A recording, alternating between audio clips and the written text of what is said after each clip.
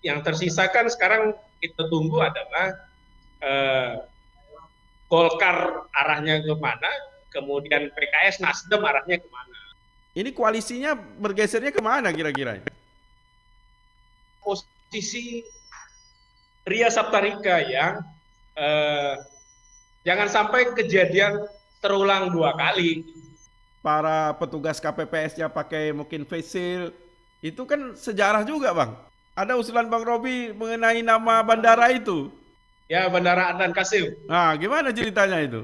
Camera! Running! 101, 2, 3, take 2. Action! Cakap, jangan tak cakap. Assalamualaikum warahmatullahi wabarakatuh. Kembali bersama podcast Suara Hardi. Dan kali ini untuk pertama kalinya kami akan melakukan podcast dengan menggunakan Zoom. Dan tentu saja kami akan menghubungi seseorang yang jalan hidupnya hampir mirip dengan saya. Badannya sama-sama kecil. Kami sama-sama penulis dan kami sama-sama pernah di KPU. Lebih hebat lagi, kami sama-sama pernah S3. Saya sudah selesai, tapi beliau belum selesai. Mari kita sambut Bang Robi Patria dari Tanjung Pinang. Assalamualaikum, Bang. Waalaikumsalam warahmatullahi wabarakatuh. Selamat siang, Datuk. Waalaikumsalam, selamat siang. Bang Robi, apa kabar di Tanjung Pinang? Alhamdulillah sehat dan cuaca cerah, tidak hujan. Katanya hujan buatan dari Batam itu. Di Bendung, Pak. Oh ya, tapi semua hujan sebenarnya buatan dari Allah SWT. Iya, iya. Bang Robi, saya selalu memperhatikan jalannya posting Bang Robi di Facebook. Luar biasa. Dan nampak memang Bang Robi ingin menunjukkan semacam pemikiran-pemikiran di Facebooknya dengan info-info terkini. Menurut Bang Robi, kita mau mulai dari mana sebaiknya ini? Karena tulisan Bang Robi banyak betul. Terserah moderator. Karena moderator nih kalau ketemu dengan seorang yang idenya terlalu banyak dan seperti gado-gado, kita susah mencicipinya dari mana. Terlalu liar idenya. Nah, terlalu liar. Gimana suasana di Tanjung Pinang menyambut pilkada, Bang? Ya, Tanjung Pinang karena memang tidak melakukan pilkada kota, maka kesannya seperti membantu pilkada gubernur. Maka saya lihat memang KPU Tanjung Pinang hanya sibuk mempersiapkan perangkat ad hoc-nya seperti BIMTEK saja seperti itu. Yang sibuk kan sekarang KPU provinsi. Jadi dari KPU dia agak lebih happy lah sekarang ya. Ya. Yang sibuk hanya KPU provinsi kelihatannya karena memang mereka mengurus pilkada gubernur yang dalam kondisi yang tidak terlalu baik kan. Karena dalam musim pandemi. Ya, menurut Abang walaupun sudah ada Perpu dan sekarang sedang dibahas untuk mendapat persetujuan oleh DPR, pilkada dalam masa pandemi ini bagaimana sebaiknya? Saya termasuk orang yang tidak setuju pilkada dalam kondisi pandemi karena banyak hal-hal yang substansi nanti tidak sesuai dengan Undang-Undang 10 tahun 2016 tentang pilkada. Misalnya satu yang tidak mengalami perubahan adalah soal kampanye yang dalam draft atau usulan KPU itu kampanye tidak boleh seperti yang kondisi biasa karena kekhawatiran penularan COVID, maka mereka membatasi jumlah kampanye. Ini kan tidak lazim dalam sebuah pesta demokrasi. Masa orang mau kampanye dikurangi jumlahnya. Misalnya cuma 50 orang dalam satu ruangan. Itu bukan biasanya kan itu bukan kampanye, mungkin kenduri itu ya. Itu orang kenduri. Kemudian poin kedua, verifikasi faktual yang calon independen yang sekarang sedang mau dikerjakan oleh petugas. bagaimana kita bisa mengejar verifikasi calon ketika orangnya tidak bisa untuk tatap muka secara langsung. Ini kan persoalan dan verifikasi data pemilih kan ini menemui penduduk kan. Kan Ya. agak aneh ketika kerja di atas meja Pak RT atau PPDP-nya seperti Batam yang complicated seperti itu kan datanya kurang valid nanti. Eh, Kalau kita tidak setuju, tentu ada juga harus ada alternatif. Bang Robi berpikir alternatifnya apa kalau memang misalkan 9 Desember ini juga tidak jadi? Ya kan pilkada diundur saja di bulan September 2021 seperti yang disarankan oleh banyak pihak ya, misalnya seperti Perludem, kemudian dari Netrin, seperti itu kan rekan-rekan alumni KPU secara beberapa daerah juga mengusulkan untuk lebih amannya ketika pandemi sudah mulai menurun, walaupun COVID kan belum tentu berakhir. Kalau sekarang kan kita lagi naik gunung nih COVID-nya. Ya, Apakah ya. berani tuh? Terutama Batam sekarang banyak sudah zona merah ke zona hitam. Tetapi kan ada efek lain, Bang. Efek masa jabatan katakanlah kepala daerah yang sekarang yang kita sebut sebagai incumbent atau yang masih menjabat saat ini. Ya karena kan tinggal ditunjuk saja kan pejabat kepala daerah seperti yang tahun-tahun sebelumnya juga mereka yang habis periode sebelum pilkada kan ada 1 tahun diturunkan dari pejabat kepala daerah dari pemerintah provinsi Kepulauan Riau. Satu tingkat turun ke bawahnya. Kalau untuk 270 daerah, ya kan di provinsi kan banyak ada pejabat yang untuk mengganti. Saya kira itu tidak terlalu menjadi persoalan ketika misalnya kepala daerah yang habis ditunjuk pejabat kepala daerah. Kan kita pernah melakukan itu, Datu. Ya, tapi nanti jadi negara PLT semua tuh, Bang. Tapi kan keputusannya tetap prosesnya tetap berjalan kan selama misalnya tahun 2015 ketika beberapa 6 kepala daerah menjadi pejabat kan tidak ada persoalan. Iya, Semuanya benar. tetap normal kan. Kalau begitu, Seperti itu. kalau begitu kita sedang apa namanya ya, bertaruh dengan kepentingan demokrasi dan pandemi. Tambah lagi, tambah satu, Apa itu? kepentingan nyawa. Kepentingan nyawa. Oh, Kepentingan nyawa, kepentingan ekonomi, kepentingan demokrasi. nah, tapi kan ada satu hal baru yang tidak normal atau baru yang normal atau new normal. Dan ini agak agak nanti menarik, Bang, kalau misalkan kita ke TPS pakai masker, jarak 1,5 1 meter, para petugas KPPS-nya pakai mungkin face shield. Itu kan sejarah juga, Bang. Ya, kita kan tidak boleh memulai sejarah dengan keterbatasan.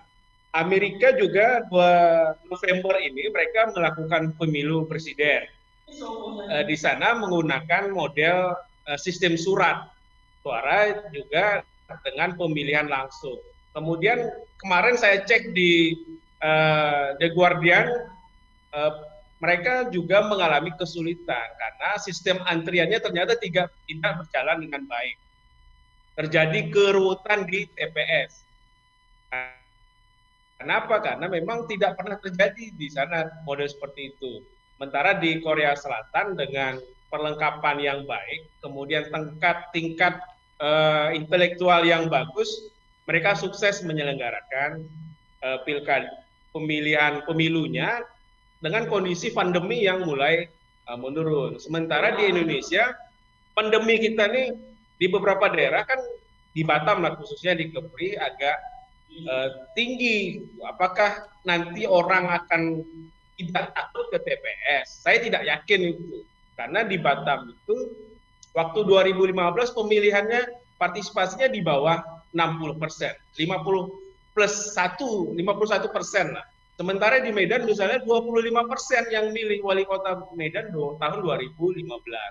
Dengan minimnya partisipasi pemilih, tentu itu mengurangi kualitas demokrasi kita. Apalagi kampanyenya tidak maksimal, Pak. Calon-calon ini hanya kampanye lewat webinar seperti ini, kampanye online yang dimasukkan. Tidak semua pemilih misalnya di Natuna, di Tamelan, di Tarumpak itu bisa online seperti ini kita kampanye di media sosial. Hanya perkotaan di Karimun, di kotanya lah di Tanjung Pinang, di Batam orang bisa maksimal mengikuti kampanye kan. Sementara di kampung-kampung sana ya nggak bisa. Ya, betul. Apakah efektif pemilunya? Memang ya dilema di antara pilihan-pilihan itu. Namun memang dalam pilihan sekarang mengarah ini diteruskan. Nah, sekarang kita walaupun tadi Bang Robi tidak sependapat terhadap diteruskannya pilkada, tapi kali ini saya coba mengajak Bang Robi membayangkan andaikan pilkada ini diteruskan. Siapa yang diuntungkan, Bang? Kalau diteruskan, pertama yang diuntungkan adalah petahana.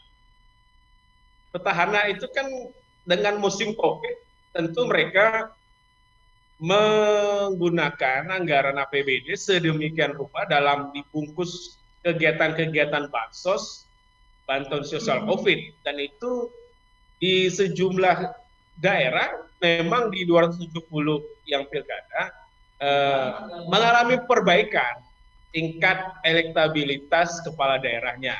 Karena kan walaupun kita misalnya dilarang dalam surat dalam bantuan COVID itu menampilkan kepala daerah, wajah kepala daerah, tapi tetap aja dilanggar seperti itu. Dan itu dianggap publik kepala daerahnya baik memberikan bantuan, padahal itu kan memang tugas kewajiban kepala daerah membantu rakyatnya tanpa di kan sambil apa itu kewajiban. Sambil nyelam minum air, Bang. Kan itu tidak disalahkan.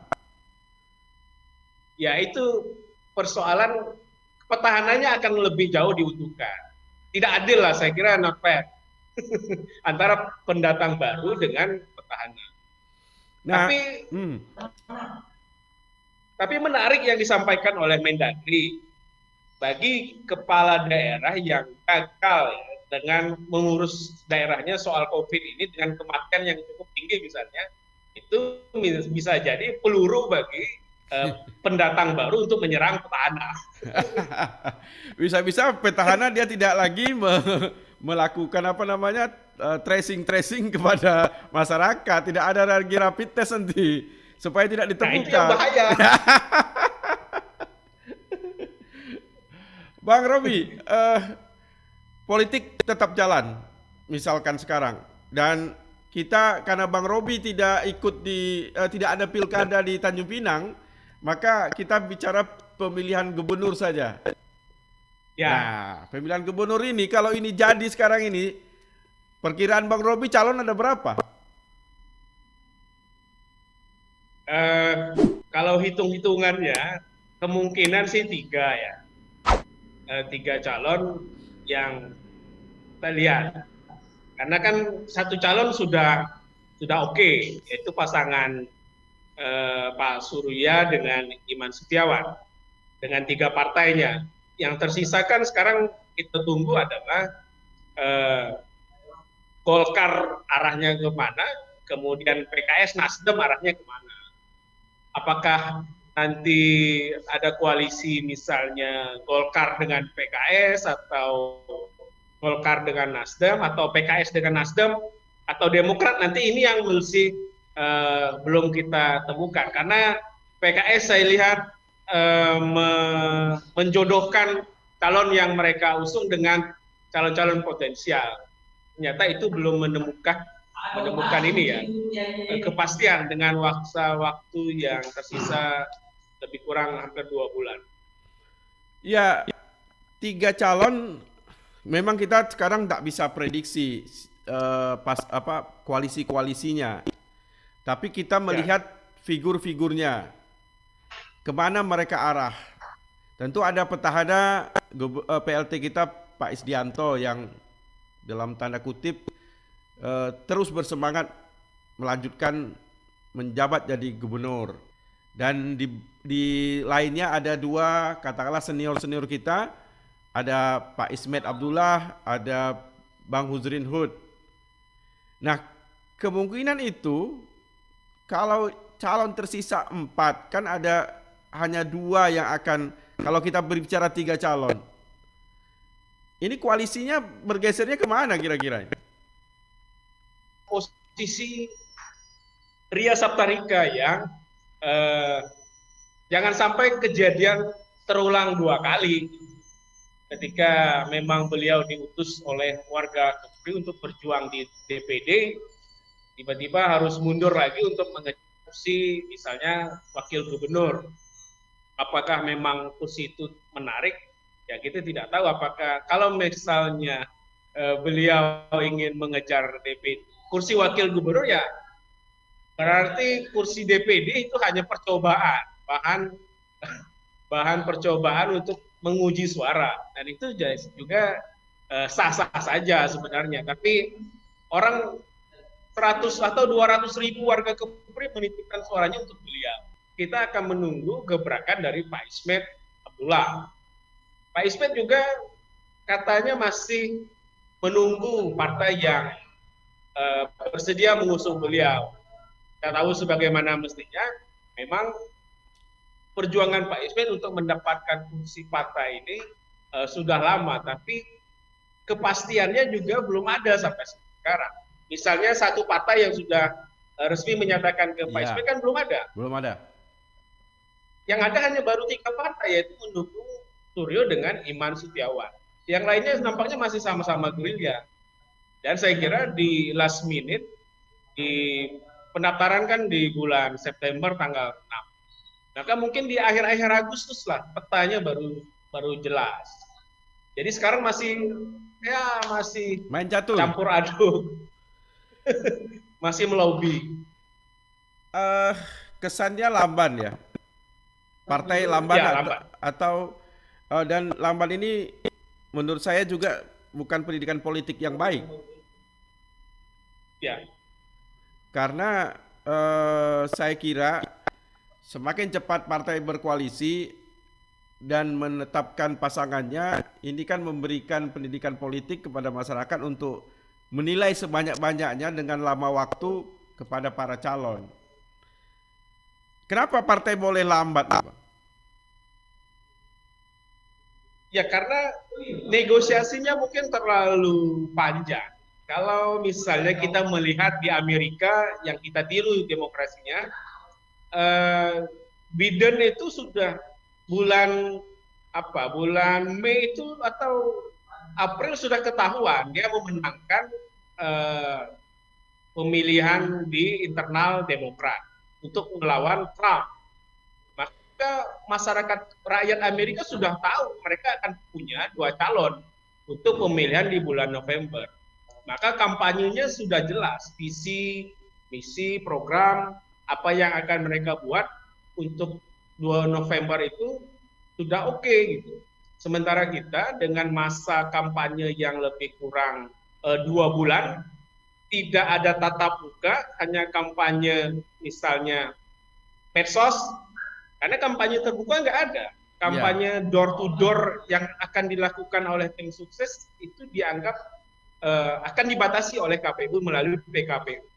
Apakah ini kampanyenya, pemilunya, pilkadanya berkualitas atau tidak?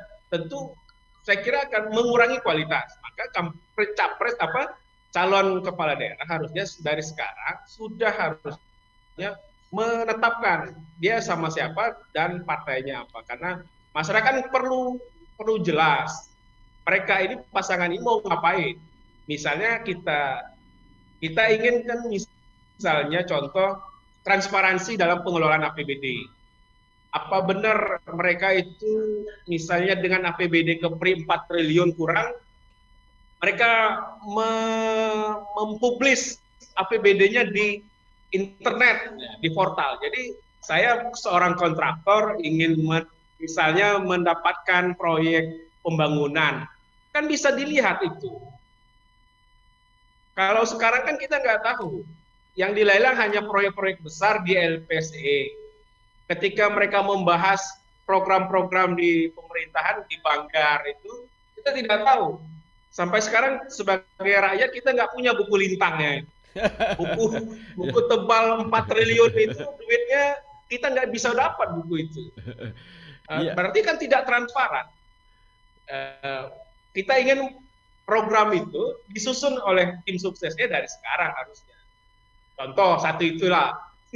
Kalau begitu secara apa namanya ya?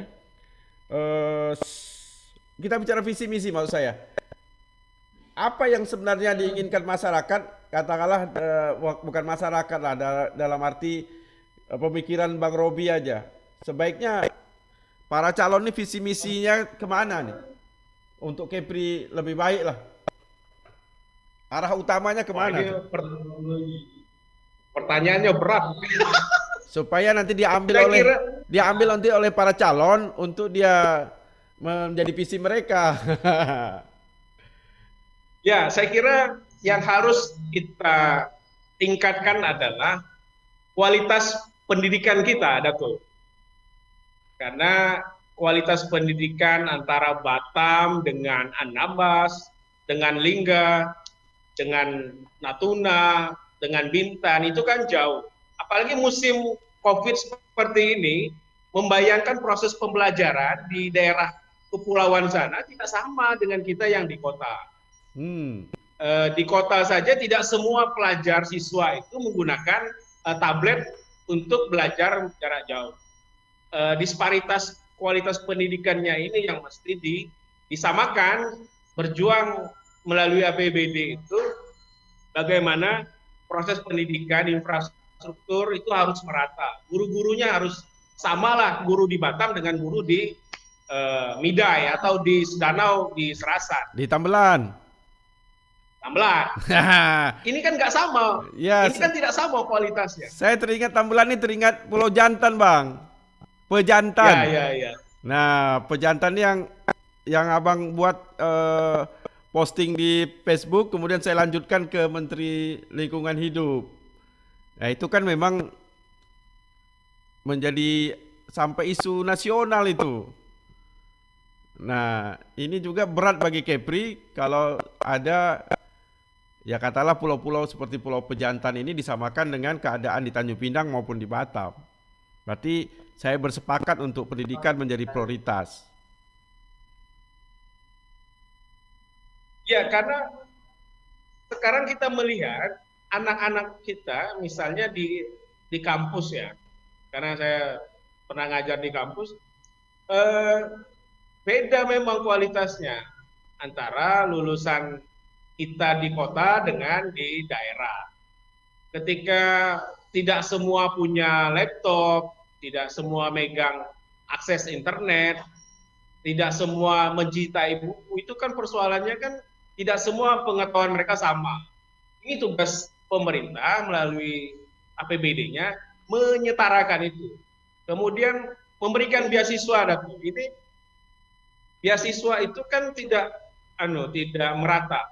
Maka saya kira seperti LPDP lah di pusat, APBD Kepri itu diciptakanlah dana abadi di pendidikan. Jadi anak-anak Kepri, anak-anak Tanjung Pinang, anak-anak provinsi, ya satu tahun itu 5 periode, ya dikirimlah misalnya anak Kepri belajar ke Amerika, ke Inggris, ke Jepang yang didanai oleh APBD ya, misalnya 5 orang 1 tahun atau 2 orang. Setidak-tidaknya ke Malaysia lah ya Bang ya. Setidaknya ke Malaysia lah. Jadi kalau mereka bersaing melalui LPDP, tidak semua bisa. Iya benar. Jadi ada grade-nya diturunkan dikit, didanai oleh APBD, misalnya 1 tahun beasiswa misalnya untuk 5 orang 10 miliar, tapi mereka dikirim serius ke Amerika atau ke Eropa atau ke Asia. Mereka baliknya S2, S3-nya kan bisa mengabdi untuk Kepri atau untuk daerah. Contohnya Samsul Barum lah. Ya, boleh lah, boleh. Bang Robi, Ya, kita terpaksa cerita pulau-pulau kita lah, karena bagaimanapun Kepulauan Riau namanya juga kepulauan, maka dia ada ya, pulau. Dan pulau itu yang paling terpenting sebenarnya akses. Akses yang dulu yang kita kenal mungkin istilah Pak Jokowi ini apa namanya? oh, Tol laut. Tapi sekarang ada tol angkasa ke Tambelan. Ya. ya, ya. Jadi apa yang diharapkan dari pesawat sampai ke Tambelan itu? Nah, ini menarik juga sebenarnya. Penduduk 5.000 orang, 5.000 lebih, kemudian dibangun bandara yang nilainya di atas 300 miliar sebenarnya udah habis. Ada rahasia besar sebenarnya pemerintah pusat membangun itu. Apa Saya rasa itu? kira ini lebih ke soal pertahanan mungkin ya. Oh ya. Eh, Kemudian memicu pertumbuhan di bidang perekonomian di bidang pariwisata mungkin. Karena kalau secara perekonomian 5.000 orang kemudian mayoritas nelayan petani tidak masuk untuk Bisnis. keseimbangan, tapi untuk membuka isolasi ya boleh-boleh saja. Tapi pesan pentingnya mungkin salah satu misi keamanan pertahanan, kemudian promosi pariwisata daerah, dan memperpendek rentang kendali Tambelan yang biasanya 24 jam menjadi 1 jam. Yaitu keberhasilan pemerintah dalam mengatasi isolasi daerah, pengentasan isolasi daerah. Tapi tetap saja kan faktor ekonomi akan menjadi mendominan untuk sebuah keberhasilan. Kita telaah misalkan pesawat-pesawat ke Natuna, ke Anambas juga akhirnya mempunyai harga tiket yang mahal sekali dibandingkan ke Jakarta. Nah, itu bagaimana nanti juga masa depan transportasi udara ke Tambelan itu? Sekarang kan kalau kita baca berita kan tiketnya disubsidi oleh pemerintah, APBN. 1 jam terbang 300.000 dengan jumlah penumpang 11 orang. Kalau kita mengandalkan pariwisata kan tidak menarik saya kira. Kecuali kita membawa kapal pesiar Ya, secara ya. pariwisata mengunjungi Pulau Tambelan. Kemudian mereka menikmati kultur kebudayaan Tambelan, membelanjakan duitnya di Tambelan. Tapi kalau misalnya hanya 11 orang terbang ke Tambelan, kemudian cuma biaya itu kan tidak terlalu ngefek untuk pariwisata. Iya, betul. Maka yang dikerjakan oleh pemerintah Bintan khususnya mendatangkan orang berwisata dalam jumlah yang besar, yaitu melalui tetap saja kapal-kapal pesiar. Karena kan memang kapal pesiar sudah lewat di sana dan sehingga tapi tidak bisa kita nikmati.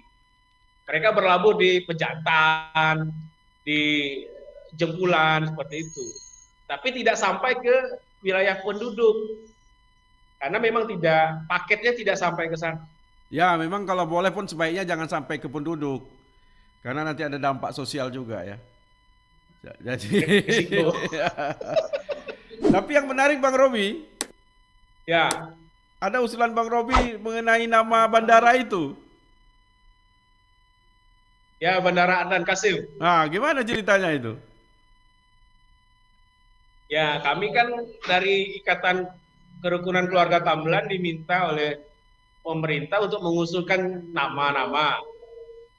Jadi dari hasil musyawarah kita muncullah 3 nama. Pertama itu Kandil Bahar, karena sejarahnya dari dulu kan cahaya di lautan lah, maksudnya Kandil Bahar itu. Kemudian yang kedua Sultan Abdullah Muayyad, Sultan Johor kelima yang undur diri dari Malaysia ke Tambelan karena itu waktu itu diserang oleh Raja Iskandar Muda dari Aceh, sehingga Sultan sempat memerintah itu katanya 18 tahun dari Tambelan. Memerintah seluruh Malaysia dan Kepulauan Riau. Lumayan besar. Besar. Kemudian meninggal di Tambelan. Dan ketiga itu nama Adnan Kasim, Bupati Kepulauan Riau yang ke-5 dari 1960 sampai 1969. Saya kira nama ini yang menurut literaturnya memang kontribusinya untuk daerah Indonesia cukup besar. Karena dia asli Tambelan, kalau dibandingkan dengan Sultan Abdullah Muhammad Shah, dia bukan orang Tambelan. Ya, Kebetulan meninggalnya di Tambelan. Dia orang Malaysia. Walaupun kerajaannya sampai ke Tambelan. Kalau dulu Ketika belum orang, kita masukkan, Bang Robi, kalau dulu belum orang Malaysia dia. ya. Kan negara Malaysia Tapi kan dalam konteks NKRI sekarang, dia orang Malaysia. ya kita dalam konteks NKRI kan dia tetap saja orang Malaysia. Oh, itu. Sekarang kita orang Indonesia kan. Ya. Boleh jadi. Apakah nanti kita akan bisa memancing persoalan baru ketika nama Sultan itu dimasukkan ke nama bandara Indonesia di Indonesia? Apakah nanti tidak memunculkan Konflik. sepadan ligitan baru? Nah, ya benar. Nah, terus masalah Adnan Kasim. Ya. Maksudnya sudah diusulkan berarti Adnan Kasim yang putra asli Tambelan itu? Ya kan 3 nama itu sudah sampai di DPRD dan mungkin sampai ke Bupati. Kita belum tahu apakah Bupati milih dari 3 nama itu siapa yang mereka pilih. Kalau saya sendiri ya berharap dengan beberapa tokoh Tambelan, berharap ya Adnan Kasim memang kiprahnya cukup besar. Bahkan nama-nama orang Kepri sekarang yang dulunya sempat didorong oleh Adnan Kasim ketika dia jadi ketua DPD Riau, ya menjadi nama-nama besar sebelumnya seperti itu. Karena dia berkontribusi di Riau, di Jambi, dan di Kepulauan Riau. Ya, karena memang wilayahnya dulu besar sekali. Ya, saya berdoalah bandaranya menjadi baik, bandaranya menjadi peluang pariwisata dan juga menjadi bandara yang sehat. Karena penting juga kalimat sehat ini. Nah, tentu yang paling hebat andaikan nama bandara itu adalah nama Bandara Putra Daerah Tambelan. Bang Robi, ini cakap tak akan berakhir ini karena punya cakap takutnya banyak yang tidak kita singkap. Nah, saya melihat Bang Robi adalah pemikir muda dan oleh karena itu pada ujung ini saya minta Bang Robi memberikan sedikit tausiah bagi politik Kepulauan Riau.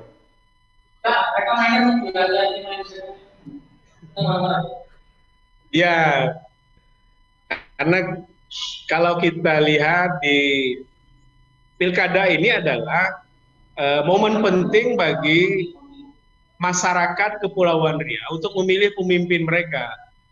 Karena menentukan 5 tahun nasib kesejahteraannya di tangan pemimpin yang nantinya terpilih. Jangan sampai ini citra pemimpin itu, citra masyarakatnya diwakilkan oleh pemimpinnya. Ya. Ketika misalnya pemimpinnya itu berkualitas, maka itulah sebenarnya citra dari masyarakatnya. Ketika misalnya pemimpinnya kurang berkualitas, ya memang itulah yang kita miliki, wakil kita menjadi pemimpin. Maka tidak boleh kita mengkhianati cita-cita demokrasi kita yang anti perdagangan suara misalnya. Anti jual beli suara dalam pilkada ataupun pemilu. Ya ini yang harus kita jaga sama-sama biar proses demokrasinya dengan keterbatasan COVID, suasana COVID, betul-betul melahirkan pemimpin yang diidamkanlah oleh masyarakat Kepulauan Riau dan yang daerah lainnya yang pilkada. Karena ini mimpi kita menuju negara kesejahteraan. Insya Allah. Pertanyaan terakhir, walaupun Bang Robi bilang tak usah ditanya ini. Kapan Bang Robi selesai doktor? Nah, ini pertanyaan berat ini. Mudah-mudahan tahun depan. Tahun ini diuntungkan tidak ada wisuda, convocation tidak ada tahun ini. Iya. Jadi menunggu Bang Robi tahun depan. Makin ramai yang convocation menyambut Bang Robi nanti insya Allah.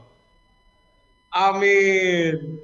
Oke, terima kasih Bang. Cakap kita panjang sekali dan insya Allah cakap kita ini cakap berguna. Dan saya ucapkan terima kasih. Sekali lagi, cakap, jangan tak cakap. Wassalamualaikum warahmatullahi wabarakatuh. Waalaikumsalam warahmatullahi wabarakatuh.